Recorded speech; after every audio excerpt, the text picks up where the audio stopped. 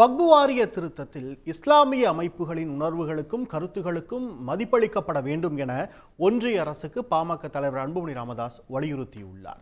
வக்பு வாரியத்தில் மேற்கொள்ளப்படும் சீர்திருத்தங்கள் இஸ்லாமியர்களின் ஆதரவையும் ஒத்துழைப்பையும் பெற்றிருக்க வேண்டும் என்றும் அதற்காக அவர்களின் கருத்துக்களை கேட்டு பயன்படுத்திக் கொள்ள வேண்டும் என்றும் அன்புமணி ராமதாஸ் வலியுறுத்தியுள்ளார்.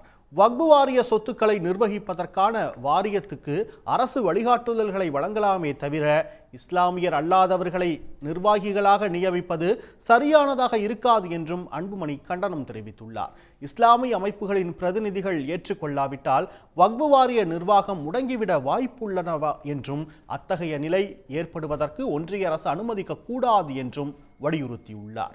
வக்பு வாரியத்தின் நிர்வாகம் எவ்வாறு அமைய வேண்டும் என்பதில் இஸ்லாமியர்கள் மற்றும் இஸ்லாமிய அமைப்புகளின் உணர்வுகளுக்கும் கருத்துகளுக்கும் மதிப்பளிக்கப்பட வேண்டும் எனவும் அன்புமணி ராமதாஸ் வலியுறுத்தியுள்ளார். உடனுக்குடன் செய்திகளை தெரிந்து கொள்ள சன் நியூஸ் பெல் ஐகானை கிளிக் பண்ணுங்க.